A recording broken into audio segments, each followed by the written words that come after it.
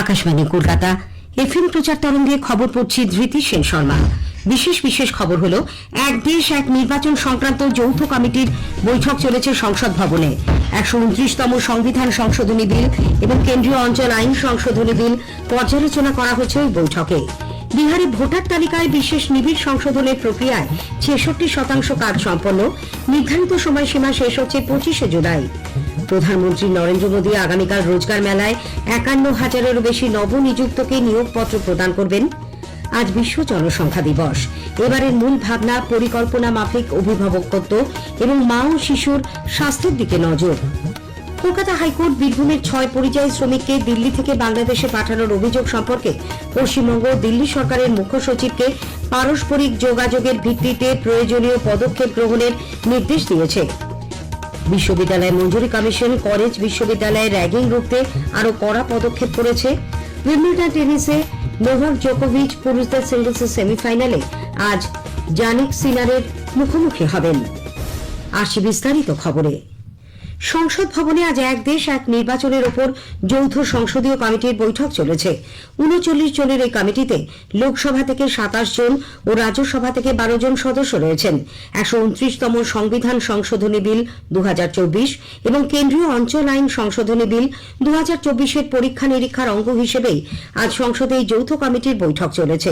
এই দুটি সংশোধনী বিলের লক্ষ্য একই সঙ্গে লোকসভা ও বিধানসভার নির্বাচন করা। সংসদীয় বৈঠকে বিজেপি সাংসদ পিপি চৌধুরীর নেতৃত্ব দিচ্ছেন। তার নেতৃত্বে আইনে বিশেষজ্ঞদের সঙ্গে আলোচনা চলেছে। পিপি চৌধুরী সাংবাদিকদের জানিয়েছেন, सारे कमेटी के मेंबर्स जो हैं वो बहुत इसमें कीन इंटरेस्ट ले रहे हैं। अपने आप की पार्टी लाइन से भी ऊपर उठकर हमारा सोच है कि जो हमारी रिपोर्ट है वो नेशनल इंटरेस्ट में इस तरह का विचार है। और आज भी जो है वन नेशन वन इलेक्शन के लिए हम भारत के पूर्व मुख्य न्यायाधीश जस्टिस कहर और भारत के पूर्व मुख्य न्यायाधीश जस्टिस वाई चंद्रचूड़, और हमें लगता है कि उनसे भी हमें मार्गदर्शन प्राप्त होगा भारत के संविधान सम्मत ये कार्रवाई है या नहीं है। और दूसरा जो है उससे सबसे बड़ा कि मैकेनिज्म क्या हो सकता है। প্রাক্তন প্রধান বিচারপতি ডিওয়াই চন্দ্রচূড় ও বিচারপতি জগদীশ সিং খেহার কমিটির সামনে একই সঙ্গে নির্বাচনী প্রক্রিয়ার সমস্যা নিয়ে একটি প্রেজেন্টেশন দেবেন। বিজেপি সাংসদ অনুরাগ ঠাকুর, কংগ্রেস সাংসদ প্রিয়াঙ্কা গান্ধী বাদ্রা, সমাজবাদী দলের সাংসদ ধর্মেন্দ্র যাদব বৈঠকে যোগ দিচ্ছেন। এদিকে নির্ধারিত সময়সীমা শেষ হওয়ার 2 সপ্তাহ বাকি থাকতেই বিহারে ভোটার তালিকায় বিশেষ নিবিড় সংশোধনের প্রক্রিয়ায় 66% ভোটারকে অন্তর্ভুক্ত করা সম্ভব হয়েছে বলে নির্বাচন কমিশন জানিয়েছে। গতকাল সন্ধ্যে 6টা পর্যন্ত 5,22,00,000 এনিউমারেশন ফর্ম সংগৃহীত হয়েছে। 7,89,00,000 ভোটদাতার মধ্যে এটি 66.16%। 24শে জুন এই প্রক্রিয়া শুরু হয়। প্রধানমন্ত্রী নরেন্দ্র মোদী আগামীকাল রোজগার মেলায় ভিডিও কনফারেন্সিং এর মাধ্যমে 51,000-এর বেশি নিয়োগপত্র সরকারের বিভিন্ন দপ্তরে নবনিযুক্তদের প্রদান করবেন। এই ভিডিও অনুষ্ঠানে তিনি নতুন নিযুক্তদের উদ্দেশ্যেও ভাষণ দেবেন। 16 রোজগার মেলা দেশ জুড়ে 47টি জায়গায় হবে। কেন্দ্রীয় সরকারের বিভিন্ন মন্ত্রক ও অন্যান্য বিভাগে নিয়োগ প্রক্রিয়া চলেছে। রোজগার মেলার মাধ্যমে এখনো পর্যন্ত 10 লক্ষেরও বেশি নিয়োগপত্র প্রেরণ করা হয়েছে। রেল মন্ত্রক, স্বরাষ্ট্র, স্বাস্থ্য, পরিবার কল্যাণ, শ্রম ও নিয়োগ এবং ডাক বিভাগ সহ একাধিক বিভাগে নতুন নিয়োগ হয়েছে। প্রধানমন্ত্রীর নিয়োগ বৃদ্ধির পরিকল্পনায় অগ্রাধিকারের লক্ষ্যেই এই রোজগার মেলা অন্যতম প্রয়াস। কেন্দ্রীয় স্বরাষ্ট্রমন্ত্রী অমিত শাহ দুদিনের কেরালা সফরে আজ তিরুবনন্তপুরমে পৌঁছেছেন। রাজ্যের 7টি রাজস্ব জেলায় বিজেপির ওয়ার্ড কমিটির কার্যনির্বাহীদের এক বৈঠকে তিনি ভাষণ দেবেন। শ্রী শাহ তিরুবনন্তপুরমে দলের নতুন রাজ্য সদর দপ্তরেরও উদ্বোধন করবেন। সফরকালে তার কান্নুরে গিয়ে থালিপারম্বা রাজেশ্বরী মন্দির দর্শনেরও কর্মসূচি রয়েছে। আজ বিশ্ব জনসংখ্যা দিবস। উত্তরোত্তর বৃদ্ধি পাওয়া জনসংখ্যার সমস্যা, প্রতিকূলতা ও সুযোগ সুবিধার দিকগুলিতে আলোকপাতের জন্য প্রতি বছর 11 জুলাই জনসংখ্যা দিবস পালিত হয়। দীর্ঘমেয়াদী ভবিষ্যতের লক্ষ্যে জনসংখ্যা বিষয়ক উদ্বেগ ও তা নিরসনে বিভিন্ন কার্যপদ্ধতি নিয়ে বিশ্বব্যাপী সচেতনতা বাড়ানোই দিনটি পালনের উদ্দেশ্য। জনসংখ্যা দিবসের এবারের মূল ভাবনা পরিকল্পনা মাফিক অভিভাবকত্ব ও তার ফলস্বরূপ মা ও শিশুর স্বাস্থ্যের দিকে নজর দেওয়া। কেন্দ্রীয় স্বাস্থ্যমন্ত্রী জগৎ প্রকাশ নাড্ডা আজ সমাজ মাধ্যমে এক পোস্টে বলেন, দিনটি ভারতের পরিবার পরিকল্পনা নিয়ে সচেতনতা ও জনসংখ্যা বৃদ্ধিতে তৈরি হওয়া সমস্যাগুলি প্রতিরোধ করা নিয়ে প্রতিশ্রুতির জন্য বিশেষভাবে উল্লেখযোগ্য। এর পাশাপাশি তিনি আরো বলেন, সরকারের পক্ষ থেকে দেশ জুড়ে পরিবার পরিকল্পনার জন্য প্রয়োজনীয় পরিষেবা প্রদান করা হয়েছে। দেশ জুড়ে সুস্থ পরিবার গড়ে তোলার লক্ষ্যে আয়ুষ্মান আরোগ্য মন্দিরের মতো সুযোগ সুবিধে দেওয়া হচ্ছে জনসাধারণকে। এদিকে বিশ্ব জনসংখ্যা দিবস উপলক্ষে পশ্চিমবঙ্গের রাজ্যপাল ডঃ সিভি আনন্দ বোস বিশ্ব জনসংখ্যার পরিবর্তনশীল ধারা, তার ক্রমবর্ধমান বৃদ্ধির প্রেক্ষাপটে মানব জীবনের মানোন্নয়ন, দীর্ঘস্থায়ী উন্নয়ন ও বৈষম্য দূরীকরণ সংক্রান্ত গুরুত্বপূর্ণ বিষয়গুলির প্রতি সকলের সচেতনতা বৃদ্ধির ওপর গুরুত্ব দিয়েছেন।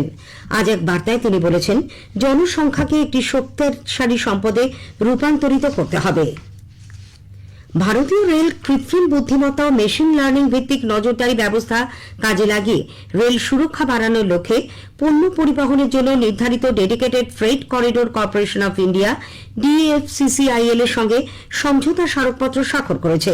রেল মন্ত্রকের পক্ষ থেকে বলা হয়েছে, আধুনিক প্রযুক্তির সাহায্যে পরিষেবায় দক্ষতা বাড়ানো এবং চলতি ব্যবস্থার স্বয়ংক্রিয় রক্ষণাবেক্ষণে এটি এক গুরুত্বপূর্ণ পদক্ষেপ। অ্যাক্সিয়াম 4 মিশনের গ্রুপ ক্যাপ্টেন ভারতীয় মহাকাশচারী শুভাংশু শুক্লা সহ বাকি 3 জনের ফিরতি যাত্রা শুরু হবে আগামী 14 জুলাই। মার্কিন মহাকাশ সংস্থা নাসার বাণিজ্যিক মহাকাশচারী প্রকল্পের ব্যবস্থাপক স্টিভ স্টিচ একথা জানান। প্রশান্ত মহাসাগরে ক্যালিফোর্নিয়া উপকূলে মহাকাশচারীরা অবতরণ করবেন। জাপানের প্রধানমন্ত্রী শিগেরু ইশিবা বলেছেন, নিরাপত্তা, খাদ্য ও শক্তি সহ বিশেষ গুরুত্বপূর্ণ ক্ষেত্রে মার্কিন যুক্তরাষ্ট্রের ওপর নিরাপত্তা কমাতে হবে। মার্কিন যুক্তরাষ্ট্রের নতুন শুল্ক হার চাপানোর পরে জাপানের প্রধানমন্ত্রী নির্ভরতা কমানোর এই প্রতিক্রিয়া ব্যক্ত করলেন। সংবাদ মাধ্যমকে দেওয়া এক সাক্ষাৎকারে তিনি বলেন, জাপানকে এই বিশেষ গুরুত্বপূর্ণ ক্ষেত্রগুলিতে আত্মনির্ভর হয়ে উঠতে হবে। এ খবর আপনারা শুনছেন FM প্রচার তরঙ্গে। আমাদের সংবাদ শোনা যাবে ইউটিউব চ্যানেল আকাশবাণী সংবাদ বাংলা, ফেসবুক ও ইনস্টাগ্রাম আকাশবাণী সংবাদ কলকাতা এবং এক্স হ্যান্ডেল AIR নিউজ কলকাতাতে। কলকাতা হাইকোর্ট বীরভূমের 6 পরিযায়ী শ্রমিককে দিল্লি থেকে বাংলাদেশে পাঠানোর অভিযোগ সম্পর্কে পশ্চিমবঙ্গ ও দিল্লি সরকারের মুখ্য সচিবকে পারস্পরিক যোগাযোগের ভিত্তিতে প্রয়োজনীয় পদক্ষেপ গ্রহণের নির্দেশ দিয়েছে। 2 বিচারপতি তপব্রত চক্রবর্তী ও ঋতব্রত কুমারের ডিভিশন বেঞ্চ কেন্দ্রীয় স্বরাষ্ট্র মন্ত্রককেও এ ব্যাপারে খোঁজ খবর নেওয়ার নির্দেশ দিয়েছেন। আগামী বুধবার 16 জুলাই সব পক্ষকে আদালতে হলফনামা জমা দিতে বলেছে বেঞ্চ। উল্লেখ্য, এর আগে গতকাল বিচারপতি তপব্রত চক্রবর্তীর ডিভিশন বেঞ্চ পশ্চিমবঙ্গের পরিযায়ী শ্রমিকদের ভিন রাজ্যে বেআইনিভাবে আটকে রাখার পরিপ্রেক্ষিতে রাজ্যকে যথাযথ পদক্ষেপ নেওয়ার নির্দেশ দেয়। বিচারপতি তপব্রত চক্রবর্তীর ডিভিশন বেঞ্চের নির্দেশ, সচিবের নিচে নয় এমন পদমর্যাদার কোনো আধিকারিককে রাজ্যের মুখ্য সচিব নিয়োগ করবেন, যিনি ওড়িশা সরকারের সঙ্গে যোগাযোগ করে দ্রুত ব্যবস্থা নিতে পারবেন। আগামী সোমবার 14 জুলাই মামলার পরবর্তী শুনানিতে আদালতে রিপোর্ট জমা দিতে বলা হয়েছে। এদিকে মুখ্যমন্ত্রী মমতা ব্যানার্জি নতুন দিল্লির বসন্ত কুঞ্জের জয় হিন্দ কলোনিতে বসবাসকারী মূলত বাংলা ভাষীদের বিভিন্ন রকম হেনস্থার ঘটনায় গভীর উদ্বেগ প্রকাশ করেছেন। এক্স হ্যান্ডেলে এক বার্তায় তিনি অভিযোগ করেন, সেখানকার সরকারের নির্দেশেই বাসিন্দাদের ন্যূনতম পরিষেবা জল বিদ্যুৎ বন্ধ করে দেওয়া হয়েছে। এ বিষয়ে আদালতে মামলা চললেও বর্তমানে সেখানে এক প্রকার জবরদস্তি উচ্ছেদ করা হচ্ছে বলে তার দাবি। এই প্রসঙ্গে তিনি বলেন, পশ্চিমবঙ্গে ভিন রাজ্যের 1.5 কোটি পরিযায়ী শ্রমিক সম্মানের সঙ্গে বসবাস করলেও গুজরাট, মহারাষ্ট্র, ওড়িশার মতো রাজ্যগুলিতে বাংলা ভাষীদের অনুপ্রবেশকারী হিসেবে দেখানো হচ্ছে। এর বিরুদ্ধে বৃহত্তর আন্দোলনে সামিল হওয়ারও হুঁশিয়ারি দেন তিনি। কলেজ বিশ্ববিদ্যালয়ের র্যাগিং রুখতে আরো কড়া পদক্ষেপ করেছে বিশ্ববিদ্যালয় মঞ্জুরি কমিশন UGC। সমস্ত বিশ্ববিদ্যালয়কে এ ব্যাপারে একগুচ্ছ নির্দেশিকা পাঠিয়েছে তারা। তাতে বলা হয়েছে, হোয়াটসঅ্যাপ গ্রুপের মাধ্যমে জুনিয়রদের হেনস্থা করলেও তা র্যাগিং হিসেবেই বিবেচিত হবে। এছাড়া মৌখিক হেনস্থা, হস্টেলে আবাসিকদের জোর করে রাত জাগানো, বয়কটের হুমকি দেওয়া, পোশাক বিধি চাপিয়ে দেওয়া, নির্দিষ্ট ছাঁটে চুল কাটতে বাধ্য করা, অনিচ্ছুক পড়ুয়ার কাছে বারবার নাম পরিচয় জানার চেষ্টাও র্যাগিং বলেই গণ্য হবে। আর্থিক প্রতারণা মামলায় দক্ষিণ শহরতলির মহেশতলার 28 নম্বর ওয়ার্ডের বাটানগরে ব্যবসায়ী জয়ন্ত রাউতের ফ্ল্যাটে ইডি আজ তল্লাশি চালাচ্ছে। সকাল 7:30 নাগাদ ইডির আধিকারিকরা ওই ফ্ল্যাটে যান। 4 ঘন্টারও বেশি সময় তল্লাশি চলেছে। উইম্বলডন টেনিসের 6ষ্ঠ বাছাই 7 বারের চ্যাম্পিয়ন নোভাক জোকোভিচ পুরুষদের সিঙ্গলসের সেমিফাইনালে আজ শীর্ষ বাছাই ইতালির জানিক সিনারের মুখোমুখি হবেন। 38 বছর বয়সী নোভাক জোকোভিচের 25তম গ্র্যান্ড স্লাম খেতাব জন্য আর মাত্র 2টি খেলায় জয়ী হতে হবে। FM প্রচার তরঙ্গে খবর আপাতত এ পর্যন্তই।